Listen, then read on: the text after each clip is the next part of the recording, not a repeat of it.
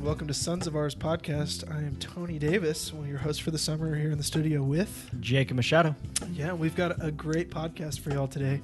Not to be vain, but it's going to be incredible. We have with us today a good friend and fellow seminarian, Peter Sursich, all the way from Rome. Give us a little shout out, Peter. Hi there, Tony. Yeah, thanks for having me on. Yeah, it's good to have you back. Peter and I were in SY together, actually. So when Jacob was still out prancing around in the young adult scene in Denver, Peter and I were suffering through SY together. I was driving him up a wall, I'm sure. Yes, indeed. And then 3 years later, after philosophy, you were shipped off to Rome. So it's good to have you back. I just met Peter about 2 months ago when he came back. So I'm excited to hear a little bit more about him. Yeah. And it should be fun. Yeah, it's always funny because, we've got guys like Peter who, get shipped off to Rome to study theology. And then, if the bishop wants, and if God wants, then they'll go for further studies so they can, hopefully assist the diocese or the seminary in some way in the future. But it's funny because while they're in Rome, they can't come back, right, Peter? So Yeah, that's right. We spend at least the first 2 years over in Rome without coming back. Yeah. So you've got this 2-year time span where this guy who was at SJV for 3 years, well established, everyone knows who Peter is because, we have a pretty small community here. Well, he leaves for 2 years. And then he comes back, and there's 2 years of guys who have no idea who he is. Schmucks that don't know our elders. Exactly. Have just heard the legends. Never met the man. Yeah, they've just heard the legends. That's what this podcast is for. The legends of Peter. That we could rename it from Sons of Ours to the Legends of SJV. Welcome to the Legends of SJV. I'm your host. I think that would take a different turn. Maybe that wouldn't be able to be published, but it'd be pretty funny. It'd be a pretty good podcast. But no, it's interesting because, in the May time comes and the guys who have been in Rome for 2 years, they get to come home and they return to SJV and they're so excited to be home. Like they're back on home soil in their home diocese, and they get here and the seminary is totally different than what they left. Because 2 years is a long time. That's 40, 50 guys that are now new in the seminary and turnaround. So I thought it was a great joy to see you, Peter, especially because you were crippled when you came back from Rome. I found that hilarious to see. Peter is 6'7". Is that correct, Peter? Yep. Yeah, 6'7", and he rolled into the refectory where we eat dinner on a scooter. One of those scooter. Knee scooters. Yeah. And he was still taller than everybody in the room. Well, the knee scooter doesn't shorten you, doesn't it? With your other leg a is little still bit. the I was same. kind of Oh, you're kneeling 6'6", down on it. 6'6". All right. Probably dropped me all the way to 6'4" or something. I was short again. So hard. What that must be. Still can't dunk. Anyway, but yeah, what was that like, Peter? Because you're gone for 2 years, and you come back into the refectory expecting to see the same people, this and that, but totally different environment. What is that like? Well, it's one of those things where that you've been gone for a while and you kind of expect some changes. And in the time I was gone, not only did a lot of the seminarians turn over, the guys who were ordained, the other guys, some of who had left, and then new guys out of the spirituality and the first year of philosophy that I hadn't met. But there was also a new rector. And so a lot had changed at the seminary over the 2 years I was gone. And it was, first coming home this summer, I was able to actually go to one of the barbecues at the seminary before the ordinations in May. And it was really beautiful being able to see old friends, some new guys who, when I had left, they really weren't that close to getting ordained. They were closer to me than to being a priest, I thought. Yeah.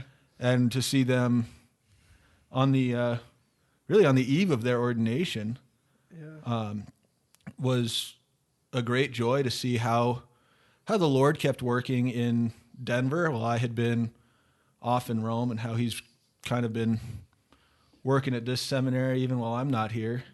Okay. And, okay, that's enough. I mean, but we were all afraid. I didn't even know Peter at the time, but when he left, I was afraid the seminary was going to screech to a halt. Oh, you thought so? Yeah, I just had the sense, was prancing, as you said, around the young adult world. So, yeah, but no, I mean, it was a huge joy for me to see Peter, because Peter and I were in the same class together 5 years ago, and then to live with each other, work with each other, study with each other, really grow in our faith in the seminary and our vocation to the priesthood together. To have him just get picked up and moved to Rome, that was hard, not only for me but for our class, right? Like this guy that classes get really tight here. I kind of describe classes in seminary kind of like a fraternity class. In fraternities, guys stereotypically are together, and even when they're 40, 50 years old, they're still talking to each other, still connected with their families because of all the stuff they went through, both good and bad, in their fraternity. Well, seminary is very similar. Like, you grow with these guys, you got the same stress, the same schedules, the same everything, for so long that you really form this bond. That's really beautiful. And so to see Peter rolling in literally on a scooter to the refectory was, and it was kind of a surprise to me. So it was a huge joy, and it's been good to have him back here in Denver. But yeah, Peter, we invited you on the show because you have a unique situation that we haven't talked about yet on the podcast. Yeah. We've talked about prison life, we've talked about community life, we've talked about drugs and everything in between all of that, but we've never talked about maybe but also what it's like to be in seminary in Rome. Mm-hmm. But before we dive into that, I didn't know, maybe you could give us a little background, like who you are, where you come from. Yeah, kind of your vocation story. Just give you the brief kind of how I got here in the short and sweet of it. I was born and raised in Colorado. Grew up in Genesee. Do you have a native sticker on the back of your Subaru? I do not. I think only non-natives have native stickers. Actually, here's a heartbreaker for you. When I left for Rome, I had to get rid of the Subaru. Oh my gosh. So I don't even have it. I'm barely Coloradan anymore. Yeah, how are people going to know you're from Colorado? I have no idea. It's a heartbreaker. We'll figure something out. You're going to have to start recycling again. I know. But yeah, so born and raised in Colorado. Grew up in Genesee, actually. And ooh, beautiful. As far as my faith life goes, I like to say that I'm a cradle convert. Nice. I was actually baptized in the Methodist Church. But pretty quick after that, still counts. Yep. Real baptism. But pretty quick after that, before I was even probably 5 or 6, we were in the Catholic Church going there, and I was taking classes for First Communion. What had happened was my mom was Methodist growing up. My dad was Catholic. And after myself and my brother were born, we kind of shot between the two churches and ended up finding the truth in the Catholic faith. So beautiful, praise God. That's where we ended up.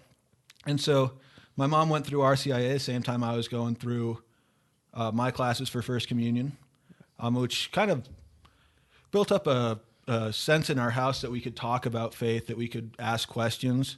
My mom and I would both have questions about what's going on, and my dad had to go and try to remember what he had learned in Catholic school all those years ago to teach us a little something. He's looking at the Baltimore Catechism trying to find the answers. Remember what the nuns taught him over at St. Barnabas in New York. There you go. But so growing up, we had faith in the house. We were pretty faithful to Sunday masses. Ended up going to Mullen High School for high school. Go Mustangs. Class of 2012. Spent 4 years there. Yeah. And it was there where I started kind of having more of a real relationship with my faith, learning a little bit more, kind of embracing the intellectual aspects of Catholicism, studying the scripture classes, morality classes. At Mullen, you guys have scripture, morality, theology, stuff like that in the curriculum? Or? Right, yeah. Every year at least you're taking, I think when I was there, it was 2 theology classes, and I'm thinking it's probably pretty similar today per year. So yeah, we got to embrace that. That's kind of, while I was in Mullen, I started thinking about the seminary a little bit and whether or not God might be calling me to be a priest. Yeah. So it was through the Focus 11 retreat, hosted here at St. John Vianney, that I first kind of intentionally discerned priesthood, went on this retreat.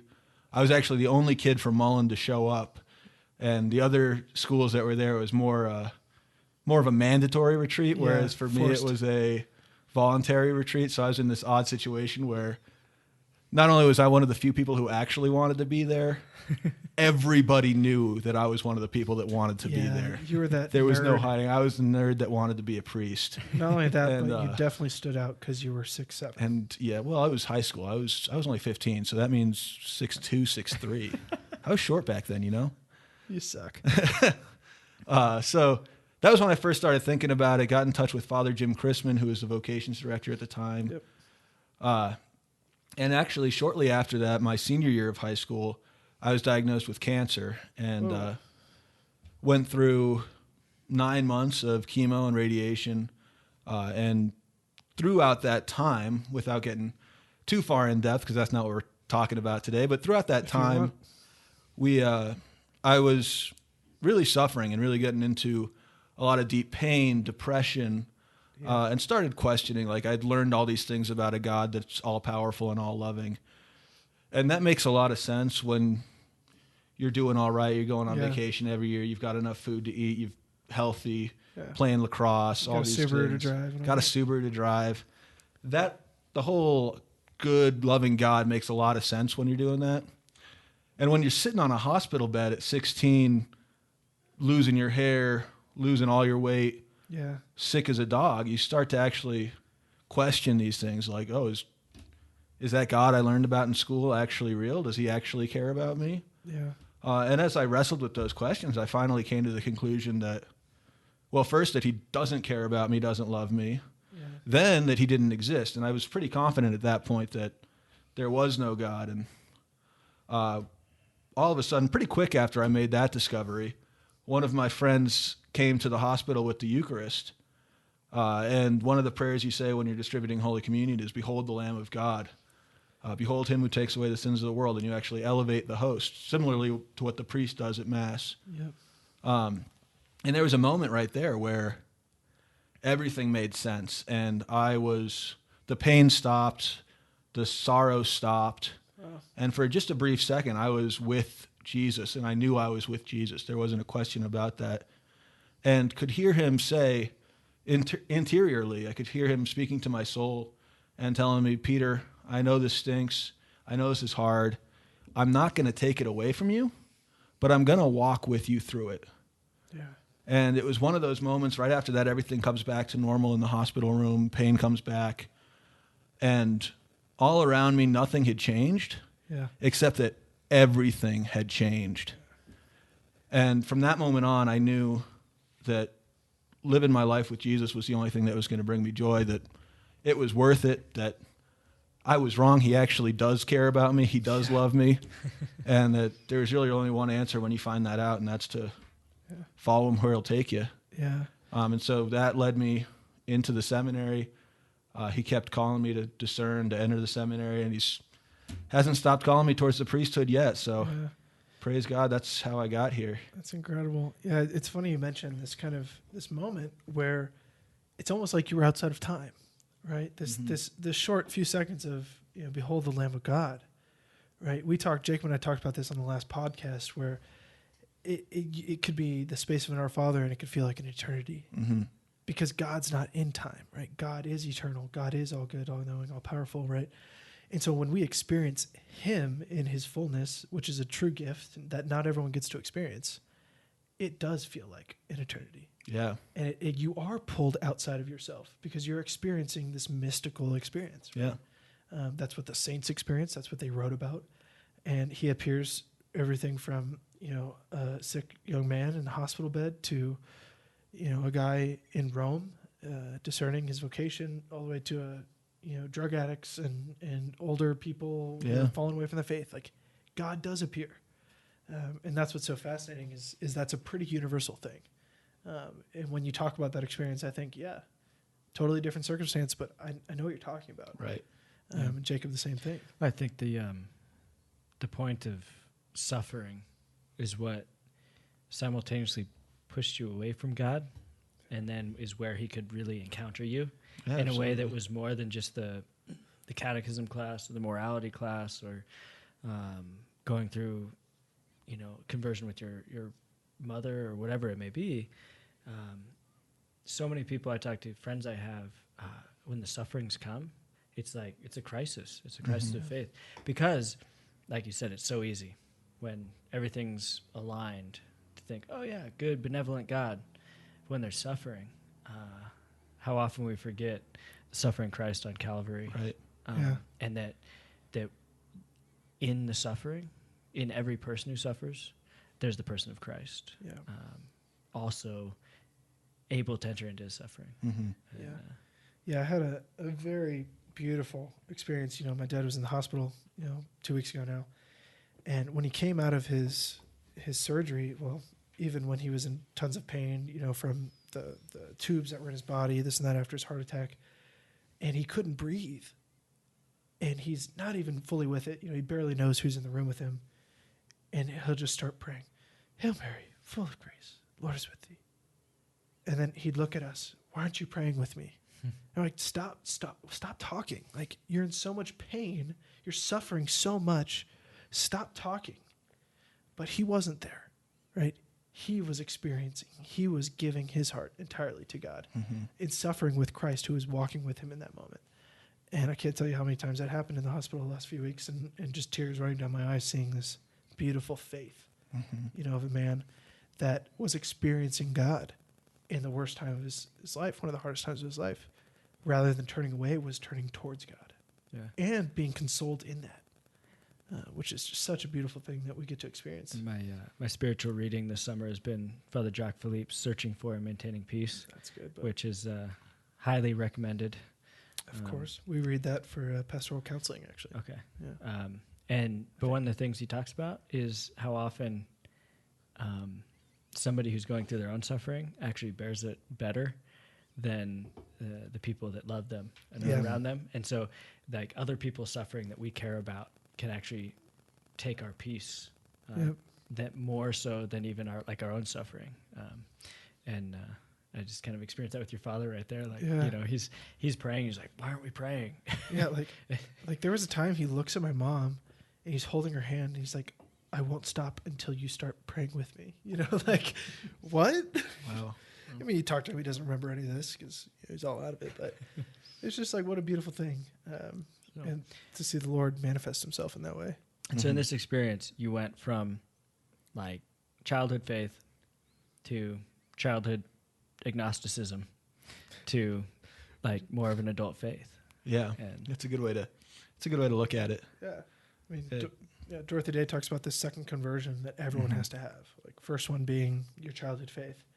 But she said you can't truly live out your faith until you've experienced God, right? As an adult. And you can learn all you want to learn about Jesus, about God, about the Bible. There's atheists who know more about God than many Christians.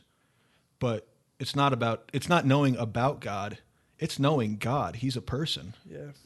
And you have to get to that point. And for some people like me, it was through suffering. Through others, it's a walk on the beach. There's so many different ways God can come to encounter you, and you can come to encounter him. And he's working the whole time. He's always reaching out to everybody's heart. And there's going to be a time where you have the opportunity to actually get to meet him as a person, as a friend, and as someone who deeply loves you. Yeah. And for me, that happened in the hospital bed. Yeah. And then I'm just going to jump ahead a little bit because I want to talk about Rome. But are we going to segue to him breaking his foot in like hospital room? Or I wish. I do want to hear that story because it's hilarious. That's the first story I heard about Peter from, like, it was like a grapevine story. So I'd heard it from 3 other people. And the story was totally different when I heard it the first time than when he actually told it to me. But, there's a little bit, you talked about how close you got to your class with Tony and the other guys, and then you go to Rome. And so even in following God's will now, through the decision of the bishop and the rector and the vocations director, even in that, there's a little bit of a suffering of departing what you know and the guys you've developed to go where you're being asked to go. And can you just talk about that experience a little bit? Yeah, absolutely. Yeah, so Tony did nail it when he was talking about what it's like being in a class here in the seminary, and how those bonds start to form and how they get strengthened over the course of the years. And 3 years is a long time to be living with the same guys, spending all your time with the same guys. That really does build those bonds. And apart from that, even like I said, I'm born and raised Colorado. I'm a native. I'm a mountain kid. Yeah. I love Colorado, and I love like smaller towns in Colorado, in the mountains. Golden's where I live now, and I love it there. And to get uprooted and move to Rome, which is absolutely not Colorado. Rome really? is, believe it or not, it's a huge city. Oh. It's one of the biggest in the world. it's ancient. You're looking around and there's buildings that are 3,000 years old, obelisks that are older. Holy cow. My favorite is there's the Chiesa Nuova, which in Italian means new church, which I think, if I remember right, was erected in like 1650 or something. Oh my gosh. And that's not its actual name. That's just what all the Italians call it, is the Chiesa Nuova. Yeah. So, And it's not the as new cool one, as you know? the old ones, but So it's Wow. it's an ancient city with all sorts of stuff around it. It moves. The people in it move like they do in a big city. It's much quicker paced. There's much more chaos. The traffic over there is insane. I've never driven in the city of Rome, and I really hope I never have to drive in the city of Rome because it's incredible. I have no idea how that's not an accident every What 3 amazes seconds. me though in Rome is like as a pedestrian, you step in a street and everybody stops. Yep. It's like Yeah, there's no, like, if you're at a crosswalk and you don't step into traffic, traffic will not stop for you. as soon as you It's step, just- once you step in there, you're done. good. You're good to go. and then like 400 people cross. Yeah. Exactly. that goes back to our commitment talk that we just had. You Have gotta to commit. You got to commit. Crossing the If street. you ever want to cross the street in Rome, you got to be willing to commit and gamble with your life. Exactly. You ever want to be a priest, you got to gamble with your life and commit to the seminary. Just step in front of the car. No, so it's a big change. It's kind of what I'm getting at there. Is that to come from St. John Vianney in Denver, my home state, surrounded by people I knew, to move to a brand new seminary, which means different rector, different formation ideas, how it's supposed to work. We're all governed by the same documents. We all read Pastoro Dabo Vobis by John Paul II. We do the same ratio. Like we're on the same track, but the mindset, the ideas of how it happens is very different. And compared to St. John Vianney, which was founded, I'm going to get this wrong, but 2000 or 2001? 98. 98. Thank you. I'm pretty sure about that. Okay. Don't fact check me, audience. Well, the North American College where I study now was founded in like 1865. So it's been around for a long time, and it's gone through... And it's the new seminary. Right, exactly. Well, so it's gone through a number of different rectors. It's gone through the Vatican Council. It's gone through 2 Vatican Councils. Yeah. It's seen a lot. It's changed a lot. But it's built up its own set of traditions, its own set of customs. So to kind of be moved from St. John Vianney, which after 3 years I had learned I was comfortable here. I knew what prayers we said before we ate and what prayers we said when we were done. Yeah. Moving to Rome, I didn't know what prayers we said before we ate or what we do on Thanksgiving in Italy. Yeah. Like, there's a whole set of new customs and traditions I had to learn, and also a group of new guys I had to meet. Yeah. I was the only person in my class that had gone to St. John Vianney, and I had not gone to college seminary before that. St. John Vianney was my first and only seminary to this point. Mm-hmm. So I got there and I didn't know anybody there. One guy actually, I did know, Brandon Wolf. Yeah. Now Father Brandon Wolf, I believe He was ordained in June. He was in my spirituality year, and he came to Rome 2 years before I did. But out of everybody at the seminary, he was the only one I knew that wasn't another Denver seminarian. And so it took a long time to actually get to know people and get used to the life in Rome. And at the NAC, the kind of the mantra for your first year over there is transition. And transition and welcome. And by the end of the first year, you're so sick of hearing transition and welcome. But it's true. Like, it takes a year to actually transition into life in Rome. So those first couple months when you show up, it's nothing but everybody who's already over there welcoming you to the NAC, welcoming you to this particular room in the NAC, welcoming you to your university when you get to your university, welcoming you to the football field, welcoming you to the toilet. Exactly. The churches in Rome, whatever it is. And then you spend the entire year really working on transitioning from your old seminary, which all of us came from a different seminary. Nobody comes to the NAC as their first year in seminary. Yeah. So everybody's coming from a different seminary, which again, there's different cultures in different seminaries. There's different there's different cultures in different parts of the world. We're moving at SJV. There's kind of everybody comes from the same basic part of the world. There's some differences between some of the states, but we're all pretty similar getting over here. Yep. Whereas you move to the NAC and it's guys from California and New York, the South, North Dakota. Oh, don't you know? You get people from all over the United States kind of merged together and then living under the same roof. Yeah. And you start to see that different parts of this country are actually pretty different. Yeah. The way you talk, the way you eat, all these different things. And you're coming from different seminaries, and we're trying to get to know each other all together. There's 50 of us in our class, and it took a long time. It took a number of months before I had close friends, people I was comfortable talking with, like I had been with guys here at St. John Vianney. And even longer before I was comfortable being in Rome. When we first get over there, there's a lot of change right off the bat. You show up your first week or so, you do a little orientation to guys who have just finished their first year over there. Yeah. Since, like I said, you're not allowed home that first summer. They usually will come back and lead the orientation, the second year guys. And they'll take you to St. Peter's. They take you to St. Paul outside the walls, St. John Lateran, their favorite pasta place in Rome, the Trevi Fountain, all these things that you got to see when you're in Rome. Of course. They take you on like that. I mean, it's your basic 5-day Roman trip, your Roman holiday. When you go on vacation and you stop in Rome. All those Roman holiday minus Audrey Hepburn. Yeah, that's true.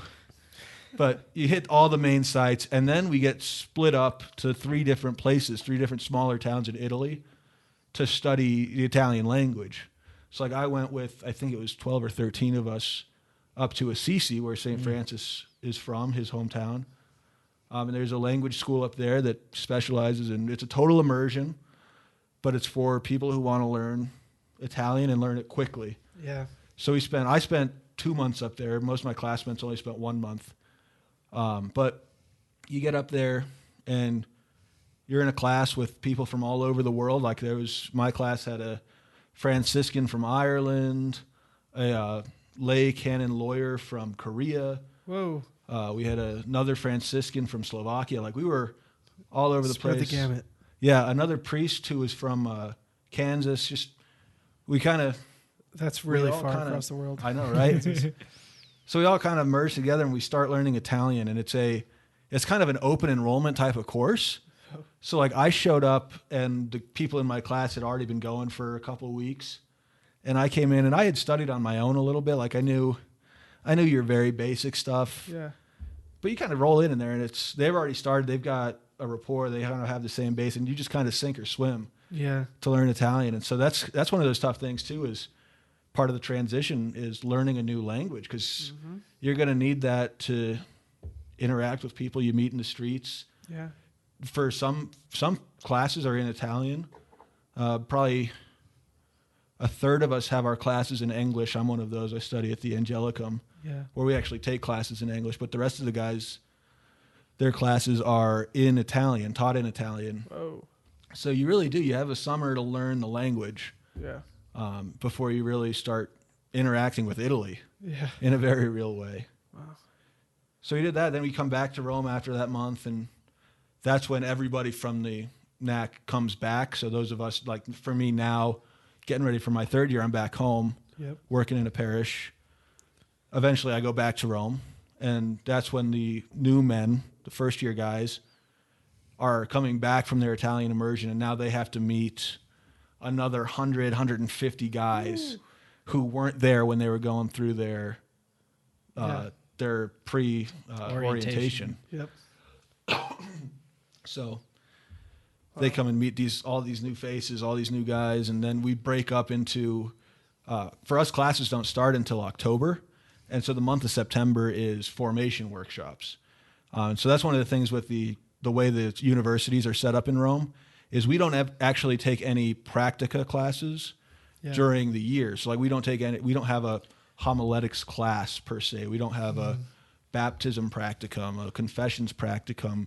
Maybe through we our shouldn't tell universities. people that. Well, Now we're gonna have guys like Because- knocking on the rector's door, like, "Can I go to Rome?" Yeah. Well, so what happens is we take a month in September before our classes start, but after we've all moved back to Rome, Yeah. and we do a week of homily workshops, and we do a week of marriage prep workshops. Wow. All of these things that are the practical classes that here That in we St. do for Yeah, you guys a year get or them a semester. in the semester.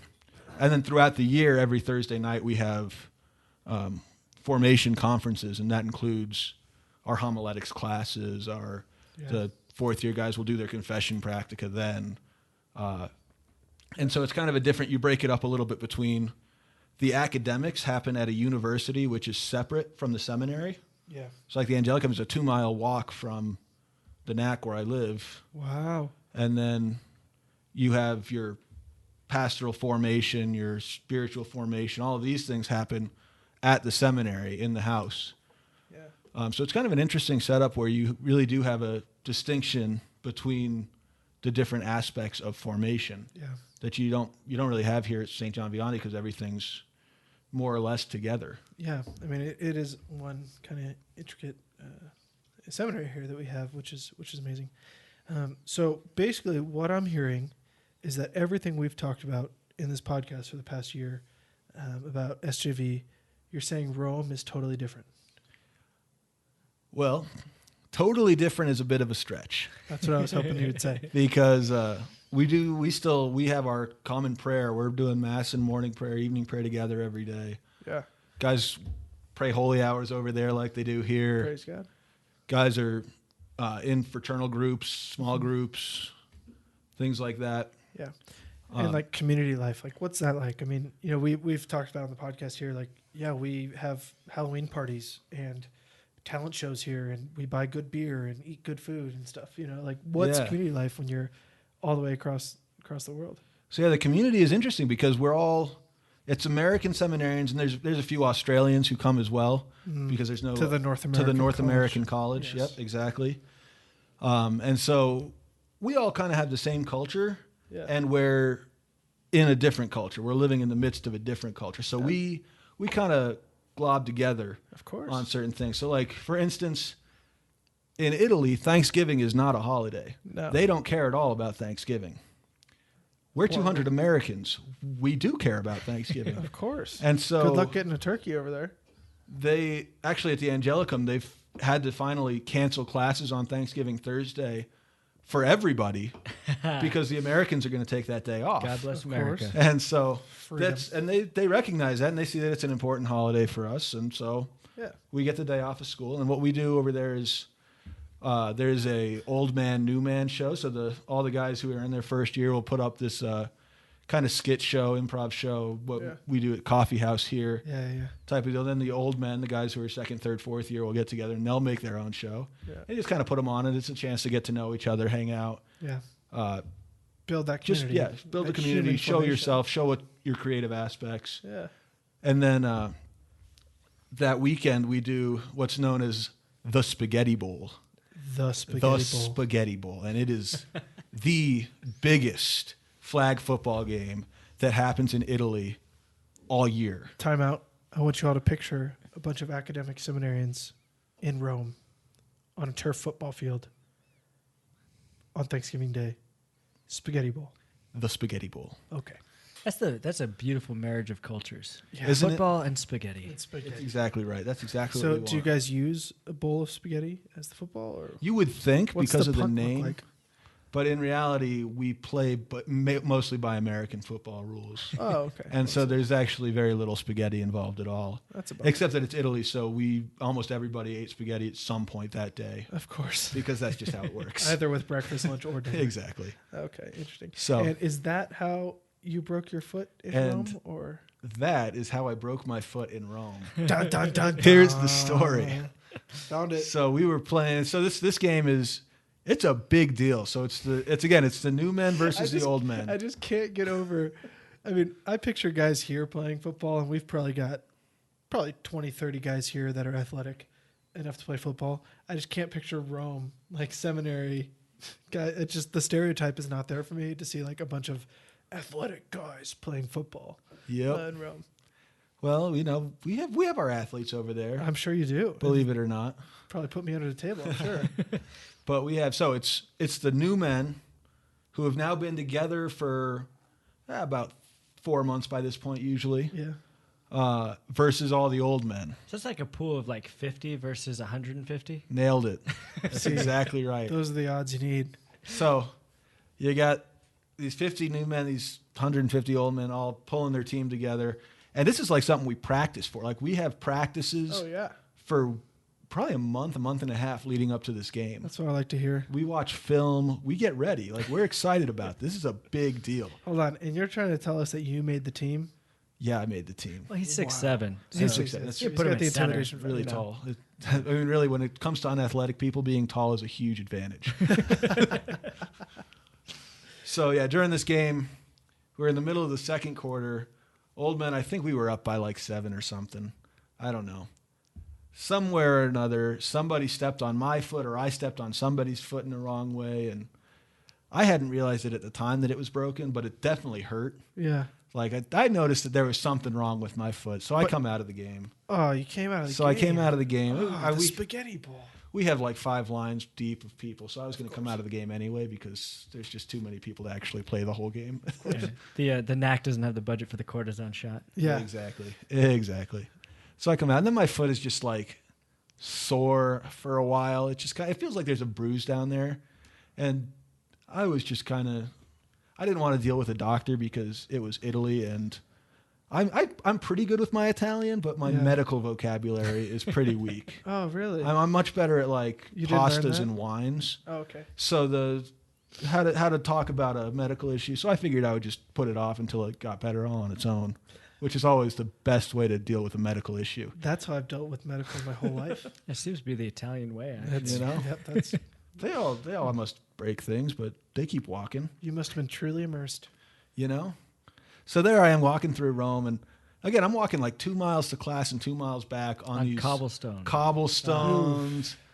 It is not like a pleasant place to be walking with an injury, and I kind of just heard Tony Davis's words echoing in my mind, like, "Oh, rub some dirt on it, you're fine."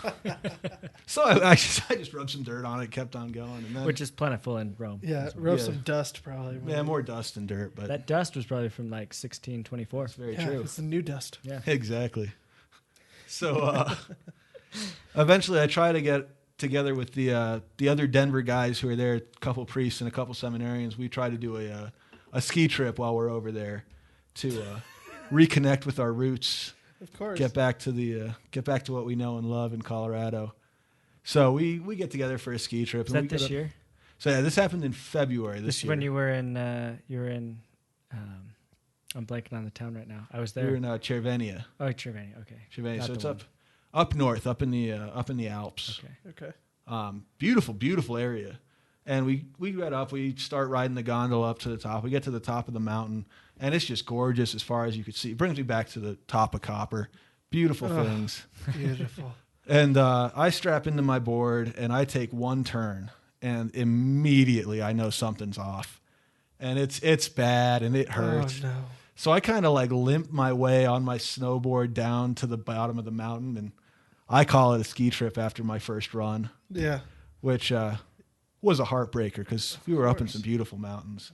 That was the time I realized, like, okay, this is affecting my ability to enjoy snow. Yeah. So I need to go talk to a doctor and get this fixed. Dude, I just made this connection because I had talked to you before you went on that trip, and you're so excited to go. And then I text you like, "Hey, how's that trip?" And you're like, "Not good. My foot hurts." I just Yep. made that connection. That's Oh, why. that's why my foot was broken. I Yep. told you to rub dirt on it. and Yes, stop being a- indeed. So yeah, that was when I went and saw the doctor, got the X-ray. Turned out, yeah, foot was broken, and so had surgery over there In Italy. in Italy, Nice. which It's one way to trust in God's work. it does. It takes a lot of trust in God's work, and I tell you what, the healthcare over there is different. It's a different world over there. Yeah, different. That's a And, good way to put it. That's a good way to put Let's it. not ruin foreign affairs here. Different. Exactly. We're gonna respect and love our Italian brothers, but it's definitely not American healthcare. And like I said, I spent some time in an American hospital. I kind Yeah. of know how it works. I had surgeries over here. I knew how it worked. Italy was definitely a change for me. And the doctors I was with were actually German doctors living in Italy and working in Italy. So they were on time at least. They were in time for the most part sometimes. But so they spoke English, German, Italian, whatever you needed them to speak, they could speak. Yeah. Issue came in with like some of the nurses, for example, my anesthesiologist didn't speak a word of English. Nice. So I'm like having these conversations in my Italian, which again is fine, but not medical. Yeah. Pasta, just beer, not medical. wine. And so he's asking me what type of anesthesia I want, which I wouldn't know how to answer in English. Yeah. So what kind of drugs would you like today? Ones that won't kill me. just at the end of the day, it got to the point where I was kind of getting a little stressed out. So I just say, I want to go to sleep and then wake up with both feet still attached. Nice. That was what I wanted at it. I didn't What's even that really sound care like if in they Italian? That's incredible. Voglio dormire e avere tutti e due I miei piedi quando sveglio. There you go. There's some Italian for you. Lesson of the day. I want to go to sleep and have both feet when I wake up. There you go. You heard it from the horse's mouth. There's a shout out to Veronica up in Italy who taught me my Italian. There you go.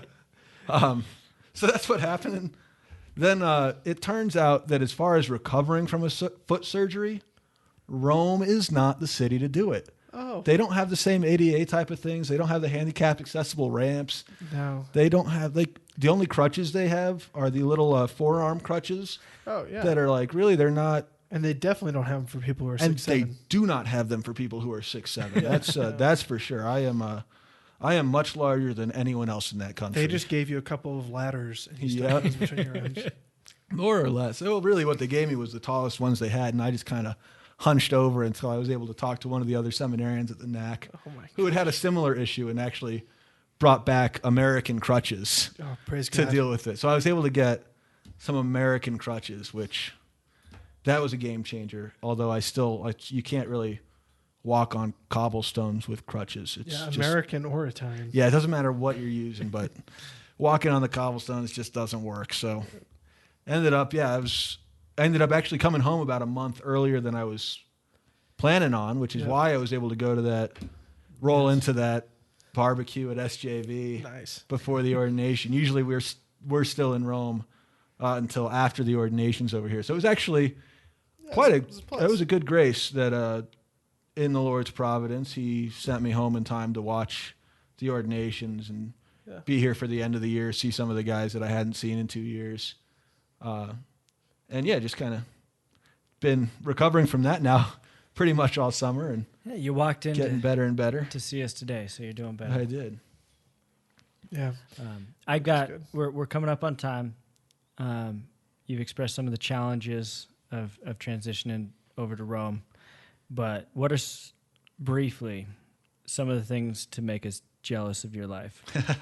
So, I guess I have talked a little bit about the broken foot surgery, but Which was a great story, by the way. it is a good story. That's true. Come on. It'll make a homily one day. For sure. But yeah, as far as things to make you jealous, there are plenty over there. I think the best way to describe it as the best blessing that I have had over there is the proximity to the saints. And Rome is a city built on the bones of Peter and Paul. They're right there. Like, Gosh, I can look out my room and I look out my window, I see St. Peter's Basilica. Yeah. I can walk down the street and I can visit the tomb of St. Philip Neri. I can visit the tomb of St. Andrew the Apostle, St. James the Apostle. I can go and pray where St. Maximilian Kolbe celebrated his first Mass. Like, just walking on my way to school, I can do these things. Yeah. There is just a beautiful connection to the saints, to the history and tradition of the church over there. And then it's so easy for me now in being in Rome to go on pilgrimages. Yeah. And so I've had the opportunity, once you get to Europe, traveling around Europe is very cheap, very easy. And so I've had the opportunity to make a pilgrimage to Fatima, make a pilgrimage to Lisieux for the Feast of St. Therese. I had the opportunity to go to Krakow. I spent a month in Krakow last summer, walk in the footsteps of John Paul II and St. Faustina. That's, I think, the biggest blessing to being in Rome is the connection to the saints and to the history and traditions of the church. Yeah. Because over here in America, we can kind of lose sight of the fact that the church has been around for 2,000 years. Yeah. And I mean, our old churches here are 150 years old, 200 years old at the Max. oldest. Yeah. Whereas again, the new church over there is 1600s. Yep. So it's so much easier to see the tradition and the history of our church and how it has survived past ancient Rome. Yeah. You walk by the ruins of the Colosseum to go see the still standing, still used St. John Lateran Cathedral. Mm-hmm. Yeah. You go through the Forum on your way to see St. Peter Yeah. and the basilica built in his honor. And Lateran, I mean, wasn't that in the 300s? Yeah, the original Original Lateran. Lateran Cathedral, Lateran Basilica was something like 325. after It was Constantine. right after Right after the that. Edict of Milan. Yep. So 312. yeah, so you see that, and you get to really experience that, live that, which is just an incredible gift. Yeah. Seriously. Wow. Well, in a short 2 minutes, you did make us jealous. That's what I'm here for. That's incredible. Have you been to Rome, Tony? I have not. See, I was a little less jealous. I've been to Rome 3 Yeah, times. I've never been. So, I just talked to my parents about that. I Um, said we should go to Rome. Tony Davis will go to Rome soon. Absolutely Same should go to here. Rome. If you get the chance, take it. It's beautiful. Beautiful place to go. And there's that palpability of the saints. Mhm. You walk the footsteps of them. I was in Lascaux the summer before I started seminary, and I just was like inspired by this drive to pray intercession for people, and it just struck me that like Therese is inviting me into her mission. Mhm. Yeah. that's Because that was her what she mission. did. Her mission was intercession. And Yeah. I'm just walking the sites, and it's like, so to get that basically every day Yeah. is super cool. Yeah, it's true. It is a gift, and it's a privilege, that's for sure. Wow. While you're enjoying the Saints over in Rome, we'll keep enjoying cold Coors Lights over here. Somebody's got to. Rockies, Yeah. Colorado. Yeah, and good Pete bourbon. Coors, if you're listening, send a pack of Coors out to Rome for me. Yeah. Just ship it to the NAC. Yeah, shout out to the Coors family. They're actually huge donors at Seminary, so They we're are very great thankful people. We love the Coors. for their life and the generosity they've shown towards St. John Vianney here at the seminary. We'd also like to give a quick shout out. If I'm not mistaken, your mother, Laura, sent a bottle of Maker's Mark to some great priests and your pastor over at Catholic Stuff You Should Know. Is that correct? That is true. She gave the bottle of Maker's Marks to the priest at Catholic Stuff You Should Know. Well, all right. Well, shout out to Laura for sending them a bottle of bourbon. And shout out to the Coors family for all they've done for SGV. So maybe we'll get some Coors. Who knows? Who knows? Again, shipped to the NAC. Thank you. You got a mailing address? International shipping. They can figure it out. They're an international company. But yeah, we're gonna wrap that up. Thank you so much, Peter, for coming on. It's always good to hang out with you and talk to you. So Yeah, thanks for having me on. It's been a pleasure. yeah, and that's That's a wrap. We'll see you guys next time. okay. This has been the Sons of Ours podcast. God bless.